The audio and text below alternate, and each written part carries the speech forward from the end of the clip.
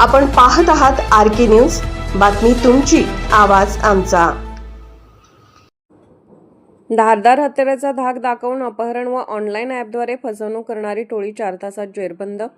महात्मा गांधी चौक पोलिसांची धडक कारवाई. 1 लाखांचा मुद्देमाल जप्त.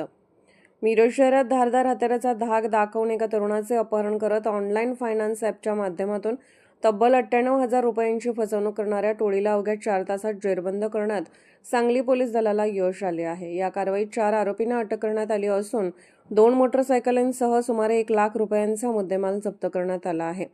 दिनांक 3 फेब्रुवारी 2026 रोजी दुपारी 2:30 ते सायंकाळी 5:30 या वेळेत फिर्यादी राजू मार्टिन देवासिया राहणार चौगले प्लॉट समतानगर मिरज हे कृपामाई हॉस्पिटल येथून समतानगरकडे जात असताना MSCB सबस्टेशन जवळ तिघांनी दुचाकीवरून येत त्यांच्या मोपेडला धडक दिली. त्यानंतर शिवीगाळ व मारहाण करून धारदार चाकूचा धाक दाखवत त्याचा मोबाईल, आधार कार्ड व पॅन कार्ड हिसकावून त्याचे अपहरण करण्यात आले. अपहरणानंतर फिर्यादीस बामणी गावाच्या पलीकडे नदीजवळील कच्च्या रस्त्यावर नेऊन तेथे आधीच थांबलेल्या इतर साथीदारांच्या मदतीने पुन्हा धमकावण्यात आले. आरोपींनी फिर्यादीच्या मोबाईलमध्ये क्रेडिट बी नावाचे फायनान्स ॲप जबरदस्तीने इन्स्टॉल करून त्याच्या नावावर कर्ज मंजूर करून घेतले आणि गुगल पेच्या माध्यमातून 98,000 रुपये एका आरोपीच्या खात्यावर वर्ग केले. या घटनेबाबत महात्मा गांधी चौक पोलीस ठाणे मिरज येथे गुन्हा रजिस्टर नंबर 47/2026 अन्वये भारतीय न्याय संहिता कलम 318(4), 140(3), 138, 115(2), 351(2), 351 व 35 अंतर्गत गुन्हा दाखल करण्यात आला.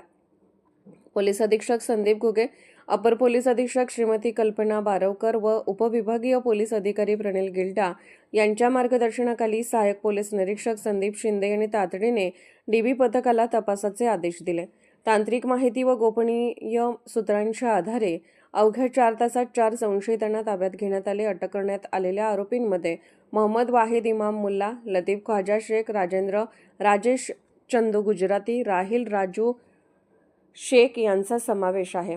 तर अविनाश उर्फ रितेश, अधिनाश उर्फ रितेश शिवाजी कुरणे हा आरोपी फरार असून त्याचा शोध सुरू आहे. या कारवाईत 2 स्प्लेंडर मोटरसायकली किंमत 1 लाख रुपये जप्त करण्यात आली आहे. अटक आरोपींना न्यायालयात हजर केले असता 7 फेब्रुवारी 2026 पर्यंत पोलीस कोठडी मंजूर करण्यात आली आहे. सदर गुन्ह्याचा पुढील तपास पोलीस उपनिरीक्षक संदीप गुरव करत आहेत. दरम्यान नागरिकांनी अशा प्रकारच्या अपहरण, ऑनलाईन फसवणुकीपासून सावध राहावे. कोणीही धमकावून पैसे किंवा मौल्यवान वस्तूंची मागणी केल्यास तात्काळ डायल 112 वर संपर्क साधून पोलिसांना माहिती द्यावी असे आवाहन सांगली जिल्हा पोलीस दलातर्फे करण्यात आले आहे. आर.के. न्यूज चॅनलला लाईक करा, शेअर करा आणि सबस्क्राईब करा.